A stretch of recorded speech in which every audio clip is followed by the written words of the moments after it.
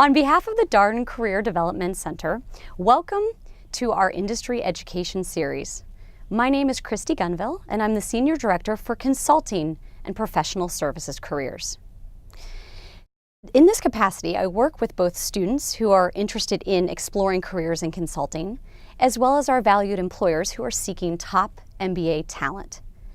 Prior to joining Darden, I spent 18 years in the management consulting industry, interning with Booz & Company and Arthur Andersen, and then spending 13 years in Deloitte's strategy and operation practice, before venturing out to support the launch and growth of a new human capital advisory firm. I'm excited to work with you all as you explore careers in consulting. During our first video today, we're going to do a quick primer on the overall management consulting industry. We'll cover 3 key points. First, what is management consulting anyway? What services do these firms provide? And why do clients hire consulting firms in the first place? So with that, let's first talk about what is management consulting? Well, it's a subset of the overall professional services industry that specifically assists client organizations on discrete engagements that are aimed at maximizing profitability and effectiveness through a series of strategic or operational initiatives. You can think of management consultants as problem solvers for hire that are brought in to address a broad spectrum of business challenges, oftentimes through the analysis and the presentation of recommendations on things that the company might consider doing in the future. So on the surface, this may seem simple enough, but it's important to consider and go beyond just what management consulting is as you start to explore the career, and really start to think about what are the firms that operate in this space? Why do clients decide to hire one firm over the other? What are the types of services these companies provide, and what might be your role as a consultant working for one of these firms after business school? So first, let's step back and look at the management consulting industry overall. So according to an October 2017 IBIS World Report, management consulting is a highly fragmented $228 billion industry with over 700,000 businesses that are registered as management consulting firms. Now, the 3 largest players, Accenture, Deloitte, and McKinsey, only have a combined 8.7% of the market share. And the industry has been growing significantly over the past 5 years, where we've seen a compound annual growth rate of 3.6%. And analysts anticipate that growth will continue in the coming years as well. We've also cited that many consulting firms will be continuing to increase their MBA hiring in the coming years. So it's a great industry to consider for newly minted MBAs. It's also a very large ecosystem of players, and this really highlights the complexity of the industry and why it's worthwhile to spend the time really researching where might be a good fit for you based on your interests. Now, consultancies are first and foremost concerned about what is happening in the client industries that they serve.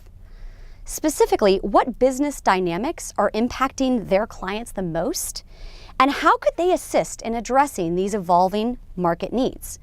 So for example, it could be external factors such as new competitive forces or technological disruptors, emerging regulatory considerations that they'll have to consider in the future, as well as global expansion opportunities that they want to consider.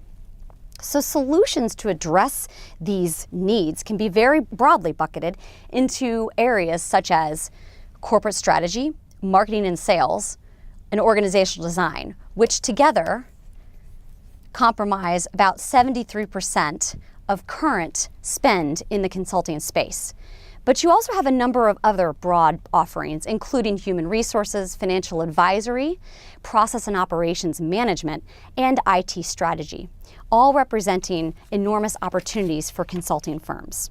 Now, what you might notice is that these product offerings are similar to what you might find as far as corporate functions within any enterprise that you might consider working for.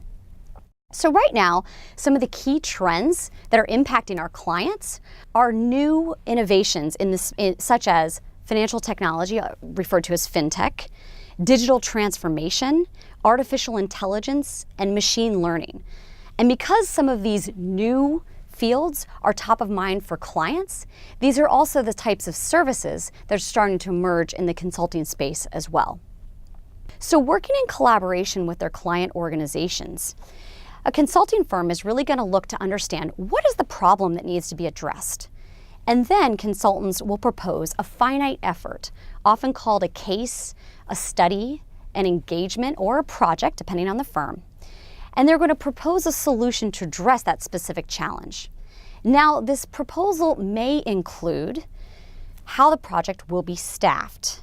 In other words, how many practitioners will support it? At what level do they need to be? What is some of the industry expertise that they'll need to bring? And how much time will they specifically spend on the project? The proposal will also include things like what are the activities and the key deliverables that are expected?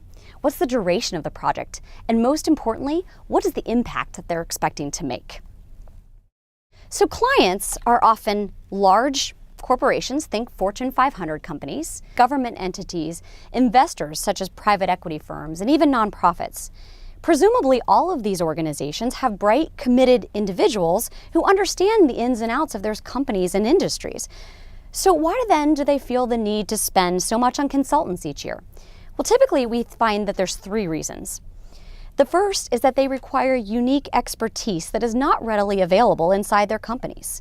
Maybe they're conducting a new product launch into the Chinese market, or they need to determine whether or not to acquire a competitor and may not have due diligence or mergers and acquisitions experience. So they're looking for that expertise outside. The second is that leadership may really value an unbiased or objective analysis, or truly an outsider's perspective on a situation that internal leadership may be too close to. So they're looking for consultants to bring hard data, analysis, and unfiltered research to help them make a key decision that is truly in the best interest of the shareholders that they serve.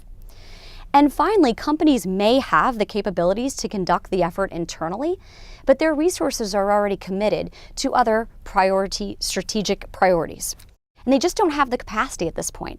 So in that case, consulting teams are brought in to really serve as the arms and legs for the client organization. I hope you enjoyed this video, and feel free to reach out with any questions.